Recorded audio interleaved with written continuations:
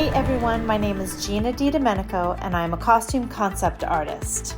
Using DAZ 3D and simple Photoshop techniques, I'm going to take you through my process of creating concept art used by every department to build the costumes you see in film and television.